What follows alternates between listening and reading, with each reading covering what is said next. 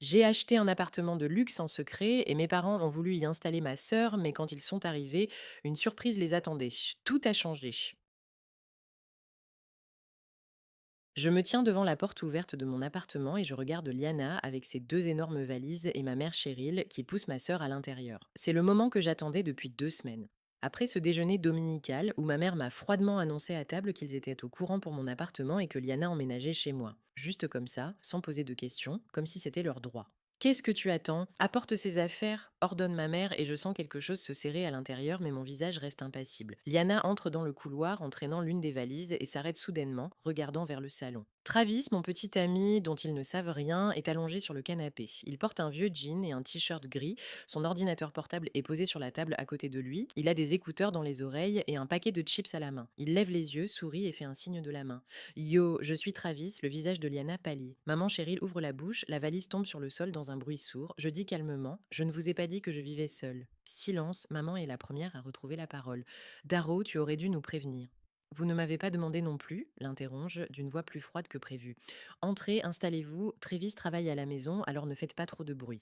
J'attendais ce moment depuis 2 semaines, depuis ce déjeuner dominical chez mes parents qui s'est transformé en verdict. Nous étions assis à table, moi, Liana, maman, papa Mervin, qui comme d'habitude se taisait et mangeait. Maman me servait des pommes de terre et a soudain dit: Nous sommes au courant pour ton appartement, Darrow. J'ai sursauté, mais j'ai continué à manger. Comment l'ont-ils appris? Je n'en avais parlé à personne. Je l'avais acheté 3 mois auparavant, j'avais contracté un emprunt immobilier, j'avais déménagé discrètement, sans inviter personne. Après l'incident avec Kyle, le garçon que j'avais ramené à la maison 2 ans auparavant et que ma mère et Liana avaient ridiculisé parce qu'il était chauffeur routier, j'avais décidé que ma vie privée resterait privée.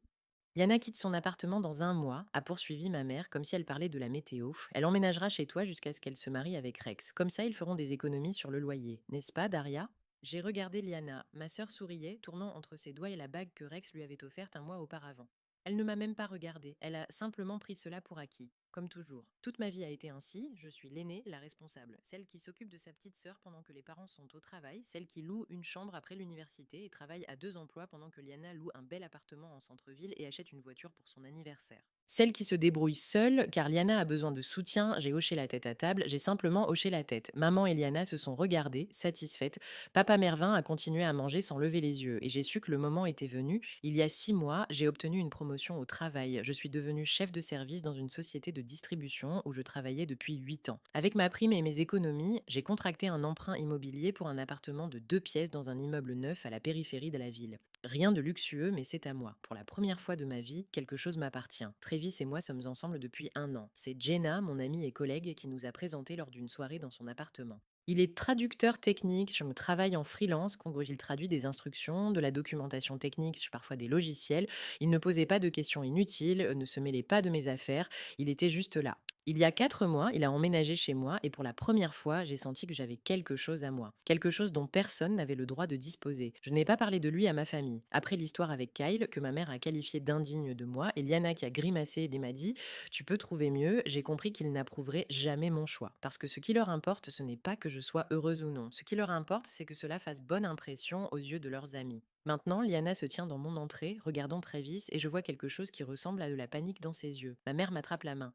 Darrow, c'est une blague, n'est-ce pas? Il est juste en visite. Non, dis-je en libérant ma main. Travis vit ici depuis 4 mois. Il est traducteur technique. Il travaille en freelance, à la maison, parfois la nuit, quand les délais sont serrés. Liana se tourne vers moi et je vois ses lèvres trembler.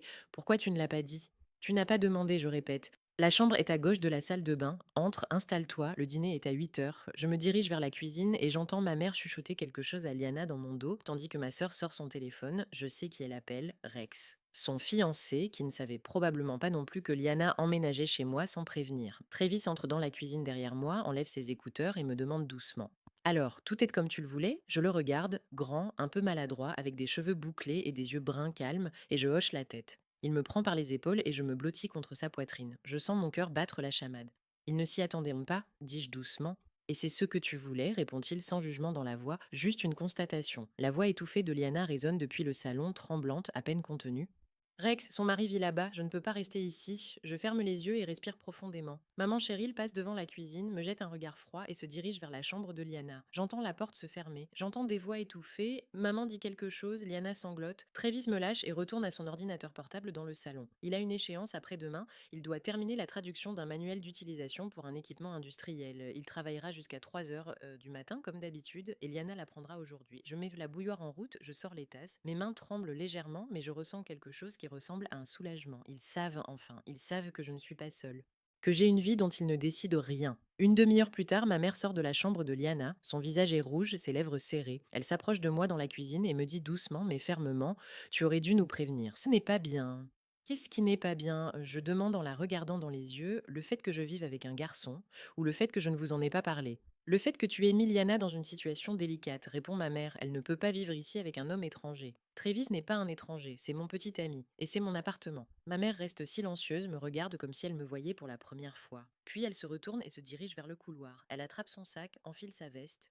Je pars, Liana reste, elle décidera elle-même quoi faire. La porte se ferme, je reste seule dans la cuisine, j'entends le téléphone sonner à nouveau dans la chambre de Liana. La première semaine de Liana dans mon appartement se transforme en une sorte de torture lente, pour nous tous. Elle essaie de s'installer. Elle défait ses valises, range ses vêtements dans l'armoire, dispose ses produits de beauté dans la salle de bain. Je l'observe en silence, sentant cette étrangère envahir mon espace.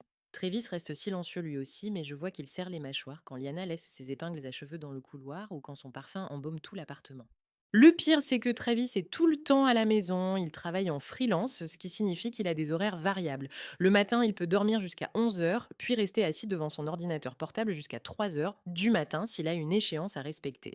C'est justement le cas en ce moment, il traduit de la documentation technique pour une entreprise suédoise et les délais sont serrés. Quand je ne suis pas à la maison, Travis travaille dans la chambre, à mon bureau près de la fenêtre. Quand je rentre du travail, il s'installe dans le salon avec son ordinateur portable pour ne pas me déranger. Il parle anglais lors de ses appels vidéo avec ses clients, parfois assez fort car la connexion n'est pas toujours stable. Il tape sur son clavier et marmonne quand quelque chose ne fonctionne pas. Avant, quand nous vivions ensemble, Travis aimait écouter de la musique sur des enceintes, du jazz, du blues, quelque chose de calme qui l'aidait à se concentrer. Maintenant, il utilise des écouteurs. Je sais qu'il n'est pas à l'aise. Il se plaint que le son n'est pas le même et que ses oreilles commencent à lui faire mal après quelques heures. Mais il ne veut pas faire de bruit à cause de Liana. Le troisième jour, Liana vient me voir dans la cuisine pendant que je prépare le dîner. Elle a le visage fatigué, des cernes sous les yeux. Darrow, je n'arrive pas à dormir, il fait du bruit. Je me retourne et la regarde. Elle porte un pyjama en soie, ses cheveux sont détachés, elle a l'air vulnérable et fatiguée. Mais à l'intérieur, rien ne bouge en moi. Il vit ici depuis plus longtemps que toi, dis-je calmement. Achète des bouchons d'oreilles. Darrow, il a vraiment besoin de travailler la nuit? Oui, il a des délais à respecter. Il est traducteur et ses clients sont dans différents fuseaux horaires. Liana reste silencieuse, se mord la lèvre, puis elle retourne dans sa chambre. Une heure plus tard, je l'entends appeler sa mère. Sa voix est étouffée, mais je distingue quelques mots. Je ne peux pas. Il est toujours là. Elle ne veut même pas parler. Le lendemain, la mère de Cheryl arrive à l'improviste. Elle sonne à la porte à 3 heures de l'après-midi, alors que je suis encore au travail et que Travis est à la maison. Il ouvre la porte, elle entre sans y être invitée. Quand je rentre le soir, la mère de Cheryl est assise dans la cuisine avec Liana, en train de boire du thé. Darrow, il faut qu'on parle, dit-elle sans me saluer. J'enlève ma veste et la suspends à un crochet. Travis est dans le salon, avec ses écouteurs, faisant semblant de ne pas entendre. À propos de quoi? Je demande en m'asseyant en face d'elle. Tu ne peux pas lui demander de faire moins de bruit? Maman fait un signe de tête en direction du salon. Liana ne dort pas assez, c'est mauvais pour elle. Je regarde ma mère, puis Liana. Ma sœur est assise, les yeux baissés, tournant le bord de sa tasse entre ses doigts. Il travaille déjà plus prudemment et plus silencieusement que d'habitude à cause de Liana, dis-je. Donc non, je ne peux pas. Darrow, c'est inhumain. Maman, c'est sa maison, il vit ici, il a changé ses habitudes pour Liana, il est passé aux écouteurs, même si cela le gêne. Je ne demanderai plus rien. Maman ouvre la bouche pour dire quelque chose, mais je me lève.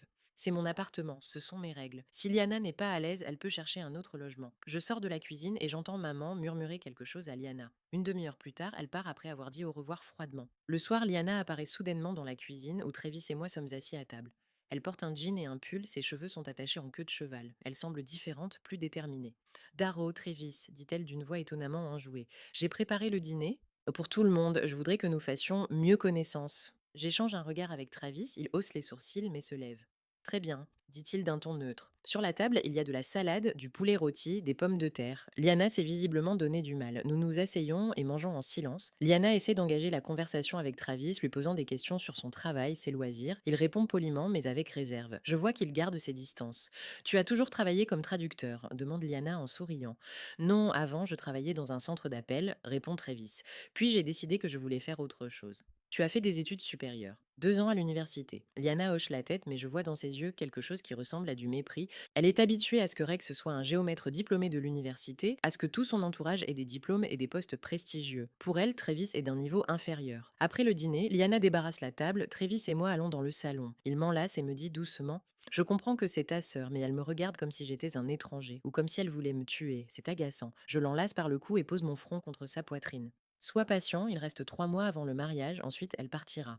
Trévis reste silencieux, puis dit: j'espère que ce sera le cas et qu'il n'y aura pas de retard. Je sens quelque chose frémir en moi, il doute. Il doute que Liana parte, il doute que je puisse fixer une limite. Vendredi soir, quand je rentre du travail, Rex est devant la porte. Il porte une combinaison de travail et a l'air fatigué. Il sourit quand il me voit. Salut, Daro, je peux entrer? Bien sûr, dis-je en ouvrant la porte. Liana sort en courant de sa chambre et se jette dans ses bras. Ils s'embrassent et je détourne le regard. Travis sort de la chambre et salue Rex d'un signe de tête. Ils se sont déjà vus plusieurs fois. Rex est venu rendre visite à Liana, mais il a passé la nuit chez lui. Nous sommes assis dans le salon et buvons du thé. Rex parle de son travail. Il vient de rentrer d'un déplacement où il a effectué des relevés topographiques. Liana l'écoute, blottie contre lui. Je vois à quel point elle est heureuse et je ressens à nouveau ce froid à l'intérieur. Je ne suis pas du tout désolée pour elle. Soudain, Rex me regarde et dit: Daro, je voulais te parler. On peut être seul? Liana se tend. Je hoche la tête et me lève. Nous sortons dans la cage d'escalier, fermons la porte. Je t'écoute, dis-je. Rex se tortille, regarde le sol, puis me regarde. Peut-être que je devrais déménager aussi, ce serait plus facile pour nous ensemble. Je sens mes mâchoires se serrer. Non, Daro, nous sommes en couple, c'est difficile pour nous d'être séparés.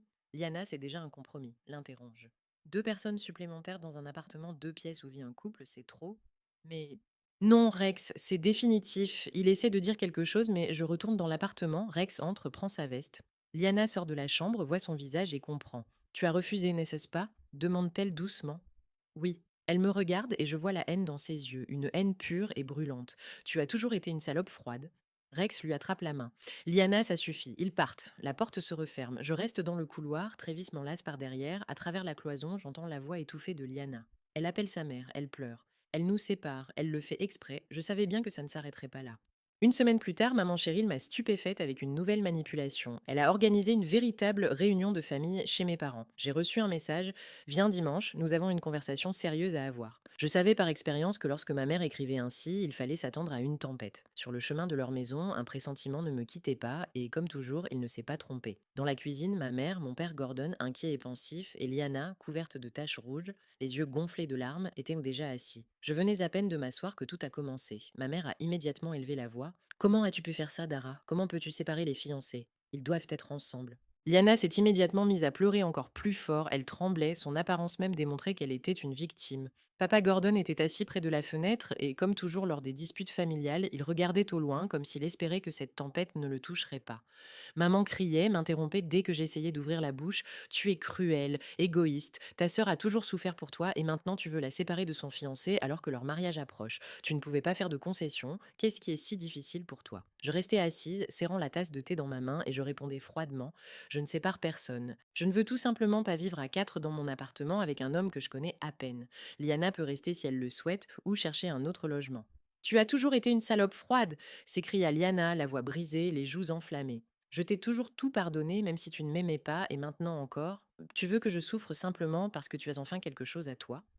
Maman défendait Liana, déversait des phrases toutes faites, me reprochait mon manque de cœur. Papa Gordon restait silencieux, le menton appuyé sur sa main, sans même essayer d'intervenir. J'ai ressenti un vide à la place de la douleur, comme lorsque l'on se dispute avec un automate. Je me suis levée brusquement, repoussant ma chaise, et sans me retourner, j'ai dit: ça suffit. Pensez ce que vous voulez, mais je ne suis pas d'accord avec ça. Et je suis partie sans attendre leur réaction. Le chemin du retour était ma façon de respirer. J'avais le cœur lourd, mais j'y étais habituée. J'ai enlevé mes chaussures dans le couloir de l'appartement et j'ai croisé le regard inquiet de Travis. Il se tenait debout, une tasse de café à la main, et ses yeux posaient une question que j'aurais évitée si j'avais pu. Daria, je ne veux pas être la cause d'un drame familial, a-t-il commencé. Peut-être que je devrais déménager pendant un certain temps. Je sens que quelque chose se brise en moi. Au début, mes jambes se dérobent sous moi. L'idée même qu'ils doivent se plier à l'opinion de quelqu'un d'autre m'effraie. Je m'assois sur le canapé. Non, si quelqu'un doit partir, c'est Liana, c'est notre maison. Trévis me prend dans ses bras et je finis par pleurer pour la première fois depuis des semaines. J'ai honte, j'ai mal et j'ai peur, mais je ne me sens pas comme une traîtresse, mais comme une personne qui s'affirme enfin. Le lendemain matin, l'atmosphère dans l'appartement a changé. Depuis le matin, Liana est différente. Calme, polie, elle partage même son thé et me demande si je suis d'accord pour qu'elle prépare le déjeuner. Pour la première fois depuis longtemps, elle sort les poubelles, lave le sol dans le couloir, laisse du chocolat sur mon oreiller. Je l'observe avec méfiance. C'est la première fois que je vois Liana ainsi, calme, prudente, essayant de plaire à tout le monde. Mais je suis assez grande pour ne pas croire à un changement radical de caractère. Le soir, nous préparons toutes les deux le dîner en même temps et cela semble amusant. Elle fait cuire des œufs, je coupe la salade, la cuisine est exiguë et il y fait chaud. Soudain, elle s'assoit à côté de moi à table, les mains jointes, et dit: Daria, je suis enceinte. Je sens quelque chose se serrer dans mon ventre. Je vois une véritable inquiétude dans ses yeux. Elle murmure: je ne l'ai pas encore dit à Rex, j'ai peur, le mariage est dans 2 mois et je ne sais pas quoi faire. Je ne vois pas devant moi une ennemie ou une manipulatrice, mais une petite fille effrayée, une petite sœur que l'on a menée par la main toute sa vie. Je reste silencieuse pendant quelques secondes. Pourquoi me dis-tu cela? Parce que tu es la seule à dire la vérité et non ce que je veux entendre, je ne sais pas comment réagir. J'ai du mal à ressentir de la tendresse ou de la chaleur familiale, mais je ne veux surtout pas lui faire de mal. J'inspire. Tu dois le dire à Rex, et vous devez chercher un logement. Cet enfant n'est pas ma responsabilité, et quoi qu'il en soit, mon appartement est trop petit pour cela. Ce ne sont pas des conditions idéales pour une future maman et certainement pas pour un bébé. Liana hoche la tête, son visage devient encore plus triste.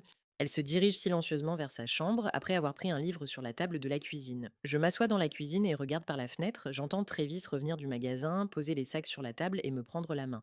On va faire quelque chose? Demande-t-il doucement. Mon silence n'est ni de la peur ni une fuite. C'est un vide qui résonne dans mes tempes. Je ne sais pas quoi répondre et c'est plus effrayant que n'importe quelle dispute.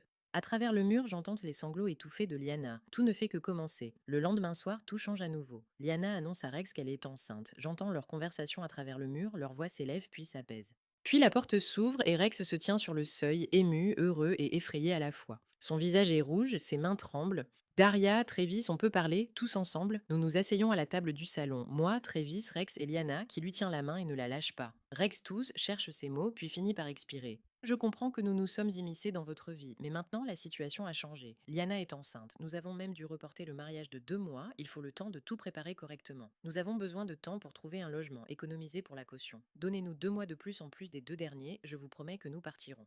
Travis me regarde, attendant ma réponse. Je sens la pitié et la colère se battre en moi. Liana est enceinte, elle a besoin d'aide, mais pourquoi est-ce toujours moi qui dois céder? 2 mois de plus, dis-je lentement. 4 mois au total depuis le début, mais à une condition, tu ne déménages pas ici, Rex. Liana vit ici, vous vous voyez de temps en temps ici le week-end ou ailleurs. Je ne vais pas organiser une colocation ici. Rex hoche la tête, soupire de soulagement. D'accord, merci Daro. Je sais que c'est difficile. Liana reste silencieuse. Elle ne me regarde pas, elle serre seulement la main de Rex. Mais je vois dans ses yeux qu'elle est vexée. Elle voulait que j'accepte tout, que Rex déménage, qu'ils soient ensemble, et j'ai encore une fois posé une limite. Les semaines passent, de longues semaines épuisantes. Liana essaie vraiment de ne pas déranger. Elle est calme, range derrière elle, prépare même parfois à manger pour tout le monde. Des pâtes au fromage, une soupe simple, des salades. Son ventre commence à s'arrondir, elle marche plus prudemment, reste souvent allongée dans sa chambre avec un livre. Rex vient le samedi, lui apporte des fruits, des vitamines, s'assoit à côté d'elle, ils regardent des films, discutent tranquillement. Mais l'atmosphère dans l'appartement est tendue. Même quand tout le monde se tait, il y a quelque chose de lourd, de dense dans l'air. Nous essayons de ne pas nous croiser, je pars tôt au travail et je rentre tard. Trévis travaille sur son ordinateur dans la chambre ou dans le salon la nuit, quand Liana dort. Je remarque que Trévis prend de plus en plus de projets. Il reste assis devant son ordinateur portable jusqu'à 3 ou 4 heures du matin, dort 4 heures, se réveille fatigué. Quand je lui demande si tout va bien, il hoche la tête mais ne me regarde pas dans les yeux. Un soir, je rentre à la maison vers 9 heures. Liana est dans sa chambre, Travis est dans la cuisine, il fait la vaisselle, je m'approche par derrière et passe mes bras autour de ses épaules. Encore 1 mois et demi. Ensuite, elle partira. Il ne se retourne pas. Il reste immobile pendant un long moment, puis dit: J'en ai marre de vivre comme ça. C'est une chose de vivre normalement, mais ta sœur transforme cet endroit en champ de bataille plutôt qu'en foyer. Trévis. Daro, je ne te blâme pas, je comprends que tu es prise au piège. Mais je suis aussi un être humain et je suis fatiguée. Il pose la tasse sur la table et se dirige vers le salon. Je reste seule dans la cuisine, je regarde par la fenêtre la ville au crépuscule. Je sens quelque chose se briser en moi. Quelques jours plus tard, ma mère Cheryl m'appelle. Sa voix est étrangement douce. Daro, ton père veut te voir. Viens au café Olivia sur Ray Street demain soir, à 7 heures. Je suis surprise. Mon père Gordon ne m'a jamais demandé de le rencontrer en privé. Il est toujours resté silencieux, à l'écart. Le lendemain soir, je m'assois en face de lui à une table près de la fenêtre. Il a l'air plus âgé, des cheveux gris sur les tempes, des rides rouges autour des yeux. Il commande un café, je prends un thé. Nous restons silencieux pendant quelques minutes. Daro, dit-il enfin, je me suis tue parce que c'était plus simple. Et ta sœur traverse effectivement une période difficile. Elle est jeune, enceinte, elle est bouleversée. Mais si toi aussi tu traverses une période difficile, il n'est pas juste de te mettre la pression. Tu as le droit de vivre comme tu l'entends. Je sens ma gorge se serrer. C'est la première fois que ma famille me soutient, la première fois que quelqu'un reconnaît que j'ai aussi des droits. Papa, c'est difficile pour moi, dis-je doucement. Trévis ne supporte pas la situation. J'ai peur qu'il parte. Mon père hoche la tête, me prend la main. Je vais parler à Cheryl, il pourrait peut-être venir chez nous pendant un mois et demi, le temps de trouver quelque chose. Nous avons de la place. Le canapé du salon, Liana ne sera pas très à l'aise, mais ce n'est que temporaire. Je pleure, rarement, doucement. Mon père reste silencieux, me tient la main. Merci papa.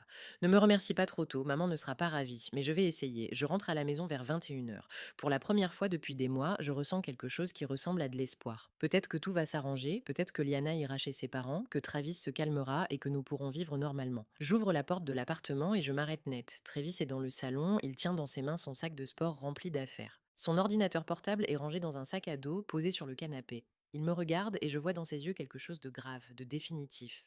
Travis, qu'est-ce que tu fais? Il ne répond pas. Je fais un pas en avant, le cœur battant. Tu t'en vas? Je pars chez Marc pour une semaine, dit-il enfin. J'ai besoin de réfléchir. Tu pars? Je lui demande, la voix tremblante. Travis pose son sac par terre et s'approche de moi. Je pars chez Marc pour un mois et demi, dit-il calmement. J'ai juste besoin d'espace de temps en temps pour pouvoir travailler correctement et respirer. Quand tout sera réglé, je reviendrai. Je comprends sa logique. Je comprends qu'il a du mal ici, que l'atmosphère est étouffante, qu'il a besoin de travailler et non d'écouter les conversations des autres derrière les murs et de marcher sur la pointe des pieds dans sa propre maison. Mais une anxiété froide et collante commence à m'envahir. Et s'il ne revenait pas, et s'il se rendait compte chez Marc qu'il était mieux sans moi, sans ce chaos, sans ma famille qui s'immisce dans notre vie? Je comprends, dis-je en essayant de tenir bon. C'est raisonnable. Il m'embrasse sur la tempe. Daria, je ne te quitte pas. Je pars simplement d'ici pour quelque temps. Nous sommes ensemble, d'accord? J'acquiesce, mais la peur ne me quitte pas. Il prend son sac à dos, et quelques minutes plus tard, la porte se referme derrière lui. Je reste seule dans le salon, j'entends la télévision s'allumer dans la chambre de Liana. Elle a tout entendu. Les jours suivants sont une épreuve. Je reste seule avec Liana dans l'appartement. Nous sommes désormais deux femmes, toutes deux malheureuses. L'atmosphère devient encore plus pesante, plus dense. Nous essayons de ne pas nous croiser. Elle reste dans sa chambre, moi dans la mienne. Nous nous voyons rarement dans la cuisine. Nous parlons brièvement, poliment, comme des étrangères. Liana essaie d'être délicate, elle est calme, range derrière elle, ne met pas la musique trop fort, prépare des plats simples et mange rapidement. Mais je sens l'irritation monter chaque jour, elle est là, toujours là. Elle me rappelle que ma vie s'effondre, que Trévis est parti, que j'ai encore cédé. Je travaille, je rentre fatiguée et là, Liana est assise sur le canapé avec un livre ou regarde la télévision, caressant son ventre rond. Elle me sourit prudemment, me demande comment s'est passée ma journée. Je réponds brièvement et vais dans ma chambre. Trévis m'appelle presque tous les jours. Il me raconte comment vont les affaires de Marc, comment se passe le travail, s'il a réussi à terminer son dernier projet. Les conversations sont courtes, 10 minutes maximum. J'essaie de ne pas montrer à quel point c'est difficile pour moi, de ne pas me plaindre, de ne pas faire pression, mais je sens qu'une distance se creuse entre nous. Il est là-bas, dans son espace où tout est calme et tranquille. Je suis ici dans l'appartement avec ma sœur qui me rappelle toutes mes erreurs. Un soir, je n'en peux plus et j'appelle Jenny. Elle arrive une heure plus tard avec une bouteille de vin et un paquet de chips. Nous sommes assises dans la cuisine, Liana est dans sa chambre et je lui raconte tout. Travis m'a peur, le fait que je me sens piégée. Daria, dit Jenna en versant du vin dans des tasses, car je n'ai pas de verre, tu dois choisir. Soit tu vis pour toi, soit tu vis pour tous les autres. Dans ton cas précis, il n'y a pas de troisième option. J'ai déjà fait mon choix, dis-je doucement. Je lui ai dit de vivre ici. J'ai accepté pour 4 mois. Et qu'est-ce que ça t'a apporté? Jenna me regarde sérieusement. Travis est parti, tu es malheureuse. Liana est malheureuse aussi car elle se sent indésirable ici. Qui a gagné? Je reste silencieuse, je bois du vin et il est amer. Tu as peur qu'il ne te pardonne pas, poursuit Jenna. Que ta mère te juge, que Liana soit vexée, que ton père soit déçu, mais Daria, il n'apprécie plus ce que tu fais, il le considère comme acquis, et plus tu donnes, plus ils en demanderont. Je sais qu'elle a raison, je le sais depuis longtemps, mais c'est effrayant de l'admettre. Les semaines passent, je compte les jours. Il reste 2 semaines avant que Liana ne déménage. Travis appelle moins souvent, une fois tous les 2 jours. Il dit qu'il est occupé, qu'il a beaucoup de travail. J'essaie de ne pas penser qu'il prend simplement ses distances. Vendredi soir, Rex vient chez Liana. Il apporte à manger, des nouilles chinoises à emporter, et ils dînent ensemble dans le salon. Je suis assise dans ma chambre, j'entends leur voix, leur rire. Liana est heureuse avec lui et je suis amère à l'idée que je me suis moi-même privée de cela. Vers 21 heures, Rex frappe à ma porte. Daro, je peux te parler? Je sors. Liana est assise sur le canapé, le visage tendu. Rex se tient dans le couloir, l'air gêné. Je t'écoute, dis-je. Daria, Liana et moi cherchons un logement, commence-t-il. Nous cherchons vraiment, mais tout est cher. La caution correspond au premier et au dernier mois, plus le dépôt. Nous avons presque réuni la somme, mais nous n'y arriverons pas à temps. Il nous faut encore un peu de temps. Je sens tout se serrer en moi. Combien? Demandai-je froidement. Encore un mois et demi. En plus de ce qui reste, je te promets que nous partirons dès que nous aurons trouvé. Un mois et demi. En plus des 2 semaines qui restent. Cela fait encore 2 mois, presque jusqu'à la fin du printemps. Trévis ne tiendra pas le coup, il ne reviendra pas. Je vais y réfléchir, dis-je, et ma voix me semble étrangère. Rex hoche la tête et se dirige vers Liana. Ils s'embrassent et je l'entends murmurer: elle acceptera, elle le doit. Je retourne dans ma chambre, ferme la porte et m'assois sur le lit. Mes mains tremblent. J'ai déjà pris ma décision et ce n'est pas celle qu'ils espèrent. Je reste éveillée toute la nuit, allongée sur le dos, je regarde le plafond et la même pensée tourne en boucle dans ma tête.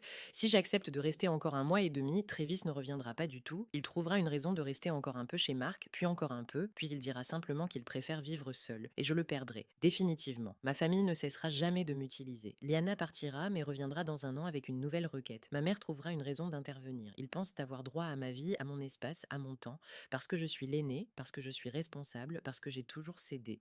Je vais perdre la dernière chose qui me reste, ma vie, mon appartement qui ne me semble plus être un foyer, mon mari que j'ai repoussé pour d'autres personnes. À 6 heures du matin, je me lève, je fais du café, je m'assois dans la cuisine. Mes mains tremblent lorsque je compose le numéro de mon père. Papa, viens, j'ai besoin d'aide. Liana doit partir aujourd'hui. Il reste silencieux pendant quelques secondes, puis dit: d'accord, je serai là dans 1 heure. Mon père Gordon arrive à 7 heures du matin, il a l'air fatigué, ses tempes sont plus grisonnantes. Nous nous asseyons dans la cuisine et je lui raconte tout: la demande de Rex, Travis, le fait que je n'en peux plus, que si j'accepte de rester encore un mois et demi, je perdrai tout.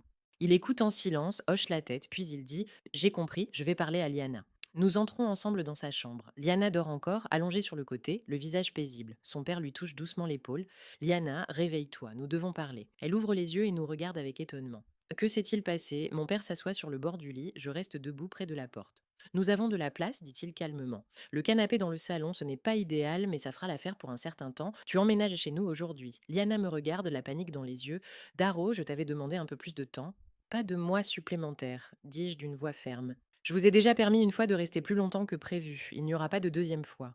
Mais je suis enceinte, je n'ai nulle part où aller. Ton père et moi avons trouvé un endroit où vous loger, dis-je froidement. Chez mes parents. C'est temporaire jusqu'à ce que toi et Rex trouviez votre propre logement. Liana se met à pleurer bruyamment, désespérément. Elle attrape le téléphone et appelle sa mère. J'entends la voix de sa mère dans le haut-parleur. Quoi? Elle te met à la porte? Laisse-moi lui parler. Liana me tend le téléphone, je prends le combiné. Daro, tu as complètement perdu la tête, crie ma mère. Elle est enceinte, tu la mets à la rue? Je ne la mets pas à la rue, elle va chez vous, vous avez de la place. Nous n'avons pas les conditions nécessaires pour accueillir une femme enceinte. Trouvez-en, dis-je en raccrochant. Le téléphone sonne à nouveau immédiatement. Je refuse l'appel, puis un autre. Je coupe le son. Mon père aide Liana à faire ses valises en silence. Elle sanglote, jette ses vêtements dans une valise, puis s'assoit sur le lit et se prend la tête dans les mains. Je n'arrive pas à croire que tu me traites ainsi. Je suis ta sœur. Je suis ta sœur qui ne m'a jamais demandé ce que je voulais, dis-je doucement. Qui est-je venu ici sans permission et qui pensait avoir le droit? Qui a chassé mon petit ami de chez moi? Je suis désolée, mais je n'en peux plus. Liana me regarde et dans ses yeux, la haine se mêle à la peur. Papa Gordon lui dit doucement: Liana, prépare-toi, maman t'attend à la maison. Il lui faut 1 heure pour faire ses valises. Son père les porte jusqu'à la voiture. Liana prend ses dernières affaires dans la salle de bain. Elle passe devant moi dans le couloir et s'arrête. Je ne te pardonnerai jamais. Je sais, dis-je. Ils partent. La porte se referme et l'appartement devient vide, silencieux. Je reste debout dans le salon, je regarde le canapé où Travis avait l'habitude de s'asseoir avec son ordinateur portable et je ne ressens aucun triomphe, seulement de la fatigue, un vide. Je m'assois par terre, dos au mur, je sors mon téléphone, je compose le numéro de Travis. Il décroche après la troisième sonnerie. Dari, Liana est partie, dis-je. Tu peux rentrer, silence, quelques secondes qui semblent une éternité. Donne-moi encore quelques jours, dit-il enfin. Marc fait des travaux ici et j'ai déjà accepté de l'aider. Quand ce sera fini, je viendrai. Je reste silencieuse, je sens quelque chose se briser en moi. D'accord, dis-je doucement. Dari, je viendrai vraiment, je te le promets. D'accord, je raccroche, je m'assois par terre et regarde par la fenêtre. Le soleil s'est levé, la ville s'agite derrière la fenêtre, les gens se rendent au travail et moi je suis assise ici dans un appartement vide et je ne sais pas si ce qu'il a dit est vrai. Si Marc est vraiment en train de faire des travaux ou si c'est juste une excuse pour ne pas revenir, même cela, chasser Liana, fixer des limites, protéger son espace, ne garantit pas qu'il reviendra, peut-être que je l'ai perdu pour toujours. Peut-être ai-je fait mon choix trop tard. Mon téléphone vibre, un message de ma mère: tu es morte pour moi. Je regarde l'écran et je ne ressens rien. Une semaine passe, je vis seule dans mon appartement pour la première fois depuis des mois, pour la première fois depuis que Liana est arrivée ici avec ses valises, pour la première fois depuis que ce cauchemar a commencé. Le silence est si dense que je me sens mal à l'aise au début. Je me réveille le matin et j'écoute, mais personne ne fait de bruit dans la salle de bain, personne ne fait cliqueter la vaisselle dans la cuisine. Il n'y a que moi, et ce sentiment est à la fois un soulagement et une solitude. Les premiers jours, je me contente de marcher dans l'appartement, de regarder les choses qui sont redevenues miennes. Le canapé du salon, sur lequel Liana n'est plus assise avec son livre. La cuisine où ces soupes ne mijotent plus, la salle de bain où ces produits de beauté ne trônent plus sur les étagères, tout est à moi, mais pour une raison quelconque, cela ne me rend pas heureuse. Je fais le ménage, je lave les sols de chaque pièce à genoux, avec une éponge, avec application, comme si je lavais non seulement la saleté, mais aussi tout le temps où Liana a vécu ici. J'essuie la poussière sur les meubles, je nettoie toute la cuisine, la table, la cuisinière, le réfrigérateur, même l'intérieur des placards. C'est une thérapie. Mes mains sont occupées, mon esprit se déconnecte et je ne pense pas à Travis qui ne m'appelle pas. Je range les affaires que Liana a oubliées, quelques t-shirts dans l'armoire, une trousse de maquillage dans la salle de bain, un livre sur la table de chevet, un roman d'amour à la couverture rose. Je range tout soigneusement dans une boîte et la pose près de la porte. Mon père a promis de passer les chercher quand il aura le temps. Je n'insiste pas, peu m'importe quand il viendra les chercher. Ces affaires ne me gênent plus, j'essaie de retrouver le sentiment d'être chez moi. Je range les affaires que Trévis a laissées, une tasse avec l'inscription «Le café fait de moi un être humain», un carnet avec des notes, le chargeur de son ordinateur portable, des écouteurs sur la table près du canapé. Je m'assois sur le canapé où il travaillait habituellement, je pose ma main sur le coussin, j'imagine qu'il est là, à côté de moi. Mais à l'intérieur, il y a un vide si grand qu'il semble impossible à combler. Trévis m'appelle de temps en temps, une fois tous les 2 jours, parfois moins souvent. Les conversations sont courtes. Comment ça va? Comment ça se passe au travail? Quel temps il fait? Si j'ai eu froid la nuit parce qu'il a fait plus frais. Je lui dis que tout va bien, que je m'en sors. Il me dit que Marc a beaucoup de travail, qu'ils travaillent ensemble sur un projet. Je ne lui demande pas quand il reviendra. J'ai peur d'entendre une réponse qui me tuerait. Je n'ose pas écrire la première. Que vais-je dire? Que je me sens seule? Que j'ai peur qu'il ne revienne pas? Que je me réveille chaque nuit pour vérifier mon téléphone dans l'espoir d'un message de sa part? Cela semble pathétique. Pathétique. Je voulais être forte et maintenant je m'effondre. Maman Cheryl ne me parle pas.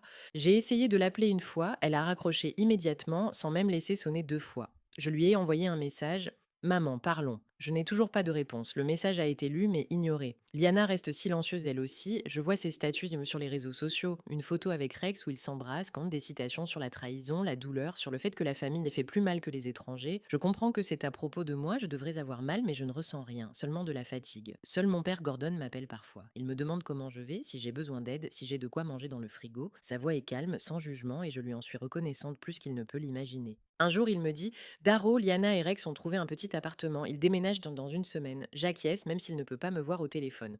C'est bien. Oui, dit-il, puis il reste silencieux pendant quelques secondes. Tu sais, quand ils vivaient chez nous, ils ont dû se dépêcher. La caution n'est pas aussi élevée qu'ils le pensaient, il fallait juste faire quelques concessions sur la superficie et le confort. Ils ne voulaient tout simplement pas chercher sérieusement plus tôt. Une amertume me monte à la gorge, âcre et désagréable. Chez moi, ils auraient mis 2 mois de plus à trouver cet appartement. Ici, chez mes parents, sur le vieux canapé du salon, inconfortable et exigu, ils ont tenu 2 semaines, parce qu'ils n'étaient pas à l'aise ici. Parce que ma mère leur rappelait chaque jour que c'était temporaire, parce qu'ils n'avaient pas d'autre choix que d'attendre, et je leur ai donné le choix. Je leur ai donné le confort, l'espace, la liberté, et ils ont profité de moi. Ils auraient prolongé cela pendant tous ces mois, et même plus si je ne les avais pas arrêtés. Papa, je dois y aller, dis-je doucement car je sens les larmes monter.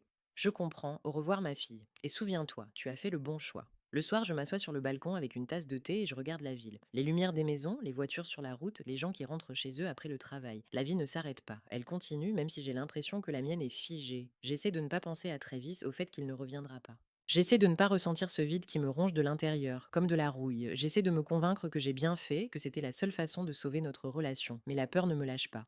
Et s'il avait décidé qu'il était mieux sans moi, que j'étais trop faible, trop empêtrée dans mes liens familiaux, qu'il méritait quelqu'un de plus simple, sans ce bagage. Jenna arrive samedi. Nous sommes assises dans la cuisine et elle me regarde attentivement. Daria, tu as l'air épouvantable. Merci, dis-je avec ironie. Il ne t'appelle pas, il m'appelle, parfois, brièvement. Et que dit-il? Que tout va bien, qu'il a beaucoup de travail, qu'il reviendra bientôt. Jenna reste silencieuse, puis me prend la main.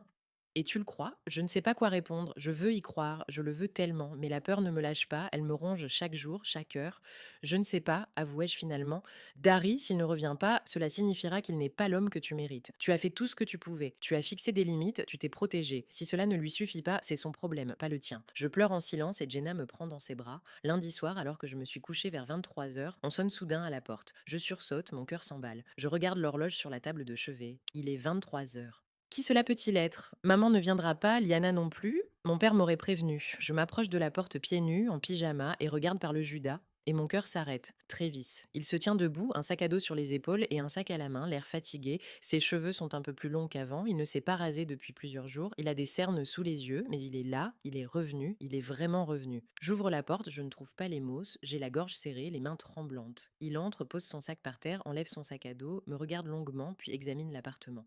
Désolé d'être en retard, dit-il d'une voix rauque de fatigue. J'avais beaucoup de travail. Et ici, je vois que tout est redevenu plus calme et plus confortable que dans mes souvenirs. Je hoche la tête, incapable de parler, j'ai la gorge serrée, les larmes me montent aux yeux. Il s'approche, me prend la main et sa paume est chaude. Désolé d'être parti, j'avais besoin de respirer, je pleure, rarement, doucement, mais je ne peux pas m'arrêter. Un mois de solitude, de peur, de vide se déverse à l'extérieur. Il m'embrasse, me serre contre sa poitrine et je sens son odeur, familière, chère, celle qui m'a réconfortée tant de fois. Il est là, il est revenu, il ne m'a pas abandonné. Nous nous asseyons ensemble sur le canapé et il ne lâche pas ma main. Je lui raconte ma semaine. Comment Liana a déménagé, comment mon père m'a aidé, comment ma mère ne me parle toujours pas. Je lui parle du vide qui me rongeait de l'intérieur chaque nuit, de la peur qu'il ne revienne pas. Il écoute en silence, caresse ma main avec son pouce, puis dit: Je ne t'ai pas quitté, Daria, j'avais juste besoin de réfléchir et de me reposer. Et je voyais que toi aussi, tu ne comprenais pas ce qui t'arrivait, que tu te noyais dans tout ça. J'espère que maintenant tu comprends ce que tu veux. Je comprends, dis-je d'une voix tremblante. Je veux vivre avec toi, dans notre appartement, sans personne d'autre, juste nous deux. Il sourit d'un sourire fatigué mais sincère et m'embrasse sur la tempe. Alors nous sommes sur la même longueur d'onde. Nous parlons toute la nuit de tout, des limites que j'ai enfin fixées, de ma famille qui ne m'a jamais appréciée, qui m'a tout pris sans rien me donner en retour, de ce que nous attendons de la vie, tous les deux, pas séparément, mais ensemble. Tu sais, dit Travis en regardant le plafond, j'avais peur que tu n'y arrives pas, que ta famille était plus importante pour toi que nous, que tu les choisirais toujours, même s'ils détruisaient ta vie. Mais tu l'as fait, et je suis fière de toi. Je pleure à nouveau, mais ce sont d'autres larmes. Pas de douleur et de peur, mais de soulagement, parce qu'il est revenu, parce qu'il est fier de moi. Nous sommes allongés ensemble sur le canapé. Il m'enlace par derrière, m'enveloppe de ses bras, et pour la première fois depuis des mois, je sens que je peux respirer à plein poumon, que tout ira bien, que nous surmonterons tout ce qui nous attend. Trévis, murmurai-je dans l'obscurité. Oui, merci d'être revenu. Il reste silencieux pendant quelques secondes, presse ses lèvres contre ma nuque, puis dit doucement: Je n'ai jamais eu l'intention de ne pas revenir. J'attendais simplement que tu fasses ton choix, que tu te choisisses enfin. Je m'endors dans ses bras et, pour la première fois depuis longtemps, je ne fais pas de cauchemars sur l'appartement vide et les appels sans réponse, mais je rêve de quelque chose de lumineux et de paisible. Travis et moi sommes sur le balcon, nous buvons du café et regardons le lever du soleil. Et je comprends, ce n'est que le début d'une vie qui m'appartient. 6 mois passent, le temps file bizarrement, d'abord lentement, comme si chaque minute durait des heures, puis tout à coup, tu te rends compte que c'est déjà la fin du printemps, qu'il fait chaud dehors et que ta vie a changé. Travis et moi vivons à nouveau ensemble et l'appartement ressemble enfin à un foyer. Un vrai foyer et non un champ de bataille ou un hôtel pour la famille. Travis travaille selon son propre emploi du temps, parfois jusqu'à 3 heures du matin, parfois il se lève tard et se met au travail après le déjeuner. Je rentre du travail vers 6 heures et nous dînons ensemble, regardons des séries, parlons de choses et d'autres. Comment s'est passée la journée, ce qui s'est passé d'intéressant, quels sont nos projets pour le week-end. Parfois, il travaille jusqu'à tard dans la nuit et je m'endors au son du clavier, mais cela ne m'agace pas. Au contraire, cela m'apaise. Il est là, nous sommes ensemble. Et personne ne s'immisce. Pour la première fois en 30 ans, j'ai l'impression de vivre ma vie. Je ne dois rien à personne. Je peux dire non sans me sentir coupable. Un matin, alors que je bois mon café dans la cuisine et que je me prépare à aller travailler, mon père m'appelle. Sa voix est émue. Daro, Liana a accouché. Cette nuit, c'est une fille. Clarissa, je reste figée, la tasse à la main. Clarissa, j'ai une nièce. Comment vont-ils? Bien, Liana est fatiguée mais heureuse, Rex aussi. Le bébé est en bonne santé, il pèse 3 kilos de sang. C'est bien, dis-je, sans savoir quoi ressentir. De la joie, de l'indifférence, du soulagement, quelque chose entre les deux, complexe et confus. Tu veux venir à l'hôpital demande mon père avec précaution. Non, papa, pas maintenant. Il se tait et je perçois dans ce silence sa compréhension. Je comprends, mais envoie-lui mes félicitations, s'il te plaît. Elle sera contente, et c'est normal. Le soir, quand Travis est déjà rentré, je vais dans un magasin pour enfants. Je me promène entre les rayons, je regarde les petits bodys, les chaussons, les jouets. J'achète une couverture douillette avec des oursons, bleue avec des étoiles blanches, et une carte de vœux. Je m'assois dans ma voiture sur le parking et j'écris brièvement, clairement: Félicitations pour la naissance de Clarissa. Je vous souhaite santé et bonheur. Daria. Sans mots superflus, sans fausses promesses que tout sera comme avant, sans mentir en disant que je suis aussi heureuse que le serait un proche. Je l'envoie par l'intermédiaire de mon père. Il promet de le transmettre le lendemain. Une semaine plus tard, il m'appelle à nouveau. Liana te remercie pour le cadeau. Elle dit que la couverture est très belle. De rien. Daria, elle aimerait que tu viennes. Quand tu seras prête, je reste silencieuse. Je ne sais pas quand je serai prête. Si je le serai un jour. 3 semaines supplémentaires s'écoulent. Je travaille, je mène ma vie habituelle et la pensée de Liana et Clarissa reste quelque part à la périphérie de ma conscience. Elle n'est pas oubliée, mais elle n'est pas non plus au centre de mon attention. Mon père Gordon me rappelle. Sa voix est prudente, comme s'il marchait sur de la glace fine. Daro, je voulais t'inviter, toi et Travis, à dîner chez nous. Dimanche, Liana sera là avec Clarissa, Rex aussi. Maman a accepté, elle est prête à te voir. Je suis assise sur le canapé, je regarde par la fenêtre. Un dîner, toute la famille réunie, pour la première fois depuis 6 mois. Papa, je ne sais pas. Je t'en prie, Daro, pas pour moi, pas pour maman, pour toi. Tu as le droit de voir ta nièce et peut-être est-il temps d'essayer. Pas de te résigner, mais simplement d'essayer d'être là. Je regarde Travis assis dans le salon avec son ordinateur portable. Il lève les yeux, voit mon expression et hoche la tête. Il me soutient silencieusement. Ses yeux disent ⁇ Je serai là, tu y arriveras ⁇ D'accord, dis-je enfin. Nous viendrons. Dimanche, nous allons chez mes parents. Je mets un simple pull et un jean, rien de spécial. Je ne veux pas avoir l'air d'avoir fait un effort. Trévise me tient la main dans la voiture et je lui en suis reconnaissante plus que je ne peux le dire à voix haute. Mon père ouvre la porte, sourit largement et me serre fort dans ses bras. Merci d'être venu. Ma mère, Cheryl, se tient dans la cuisine près de la cuisinière. Elle me regarde froidement, mais hoche la tête, sans un mot, sans une étreinte, sans un sourire. Mais c'est déjà quelque chose, c'est un pas en avant. Bonjour maman, bonjour. Liana est assise dans le salon sur le canapé, son enfant dans les bras. Elle a l'air complètement différente de ce qu'elle était il y a 6 mois. Fatiguée, mais en quelque sorte plus douce. Elle a des cernes sous les yeux, les cheveux attachés en un chignon négligé, une tache de lait sur son pull. Mais quand elle regarde Clarissa, il y a dans ses yeux quelque chose de lumineux, de tendre que je n'avais jamais vu auparavant. Je m'approche et m'assois en face d'elle sur une chaise. Rex est à côté sur le canapé, il me sourit prudemment, un peu coupable. Bonjour Dara, bonjour Rex. Liana me regarde longuement, scrute mon visage, cherche quelque chose, puis elle dit doucement Merci pour le cadeau, la couverture est très belle, nous la mettons sur Clarissa tous les soirs. Je hoche la tête. De rien. Nous restons silencieux pendant quelques secondes. Clarissa pleurniche doucement, Liana la berce et lui murmure des mots apaisants. Je regarde son petit visage ridé, ses minuscules doigts qui se serrent et se desserrent, ses joues roses. Elle est si petite, si vulnérable, complètement dépendante des adultes qui l'entourent. Tu veux la prendre dans tes bras demande soudainement Liana. Je ne sais pas quoi répondre. Est-ce que je veux Est-ce que j'ai peur Je ne comprends pas mes propres sentiments. Mais j'acquiesce. Liana me passe Clarissa avec précaution, me montre comment tenir correctement sa tête. Le bébé est léger, chaud, il sent le lait et quelque chose de sucré, sans doute de la crème pour bébé. Il ouvre les yeux, sombres comme ceux de Rex, et me regarde sérieusement comme s'il m'étudiait. Je la tiens, j'ai peur de bouger, de lui faire mal, de la laisser tomber. Elle est belle, dis-je doucement, et c'est vrai. Oui, répond Liana en souriant malgré la fatigue. Elle est tout pour nous. Rex et moi avons du mal à croire qu'elle est réelle. Je regarde Clarissa et quelque chose en moi se brise. Elle ne sait rien de nos conflits, de nos blessures, de nos guerres froides. Pour elle, nous sommes simplement des adultes qui doivent prendre soin d'elle et peut-être que c'est pour elle qu'il faut essayer. Nous ne nous embrassons pas, Liana et moi, nous ne pleurons pas. Nous ne disons pas que tout est oublié et pardonné, que nous allons désormais être les meilleurs amis, mais c'est un début, un petit pas prudent l'une vers l'autre. Peut-être qu'un jour nous nous rapprocherons, peut-être pas, et c'est normal aussi. Le déjeuner se déroule dans le calme, sans scandale. Maman Cheryl ne me parle pas beaucoup, mais elle me sert à manger, me demande si c'est bon, si j'en veux encore. Papa parle de son travail, des voisins qui ont enfin fait des travaux, de petites choses qui comblent le silence. Rex interroge Travis sur son travail et il parle de technologie, de nouveaux projets, d'intelligence artificielle. Liana nourrit Clarissa et je vois qu'elle est fatiguée, mais heureuse, vraiment heureuse. Avant de partir, mon père m'embrasse sur le seuil. Merci d'être venu, ça compte beaucoup pour moi. Merci de m'avoir invité et de m'avoir soutenu à l'époque. Il sourit et je vois de la chaleur dans ses yeux, voire de la fierté. Tu es formidable, Daro. Tu as fait ce qu'il fallait faire et je suis fière de toi. Je l'ai toujours été, mais aujourd'hui plus que jamais. Je pleure en silence et il me tient par les épaules, ne me lâchant pas avant que je me sois calmée. Nous rentrons à la maison dans la soirée. Trévis conduit, je regarde par la fenêtre les lumières de la ville, les gens sur les trottoirs, la vie qui suit son cours. Je ressens quelque chose d'étrange dont ce n'est ni du bonheur ni de l'euphorie, mais une paix profonde et tranquille. La certitude d'avoir pris la bonne décision. La famille, ce n'est pas toujours une question d'amour et de proximité. Parfois, il faut savoir fixer des limites, même si cela fait mal. Parfois, il faut savoir prendre ses distances pour pouvoir respirer et vivre. Je ne regrette pas ma décision, pas une seule seconde. Liana a trouvé un logement, a donné naissance à un enfant, construit sa vie avec Rex. Ma mère reste froide, mais elle ne me reproche plus rien, ne m'envoie plus de messages blessants. Mon père me soutient, m'appelle, s'intéresse à moi, et cela me suffit. Je n'ai pas besoin de plus. Travis est à mes côtés. Nous vivons ensemble dans notre appartement, nous faisons des projets d'avenir. Parfois, nous parlons de mariage, mais nous ne nous précipitons pas, nous ne fixons pas de date. Nous avons le temps. Pour la première fois en 30 ans, j'ai le temps de vivre comme je le souhaite. Peut-être qu'un jour, je me réconcilierai vraiment avec Liana. Nous nous embrasserons, nous pleurerons, nous dirons tout ce que nous n'avons pas dit pendant toutes ces années. Ou peut-être pas. Peut-être que nous resterons à cette distance prudente, ni ennemis, ni sœurs proches comme dans les films. Et c'est normal aussi, car on ne choisit pas sa famille, mais on choisit comment vivre avec elle. Et j'ai fait mon choix. Le soir, je m'assois sur le balcon avec une tasse de café. L'air est chaud, il sent le printemps et quelque chose de fleuri provenant des jardins voisins, derrière la fenêtre. La ville bruisse de sa vie, les voitures, les voix, la musique provenant des fenêtres de quelqu'un. Travis me rejoint avec son ordinateur portable, s'assoit sur la chaise à côté de moi et je me blottis contre son épaule. Comment vas-tu me demande-t-il doucement en me caressant la main. Ça va, lui réponds-je.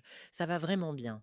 Il m'embrasse sur la tempe et nous restons silencieux, regardant la ville, les lumières, les étoiles à peine visibles à travers la pollution lumineuse. Pour la première fois en 30 ans, je vis comme je le souhaite. Dans mon appartement, avec mon mari, sans étranger qui me dicte ce que je dois faire. Sans culpabilité, sans pression, sans avoir l'impression que je dois quelque chose à quelqu'un simplement parce que nous sommes parents. Et cela me suffit. Mon téléphone vibre. Un message de Jenny. Comment s'est passé le déjeuner? Tout va bien. Je souris et réponds pas mal, même bien. Je te raconterai demain autour d'un café. Trévis travaille, tapant doucement sur son clavier, marmonnant parfois quand quelque chose ne fonctionne pas. Je bois mon café, je regarde les étoiles. Quelque part, dans un autre quartier, Liana nourrit Clarissa, maman et papa regardant la télévision ou sont déjà couchés.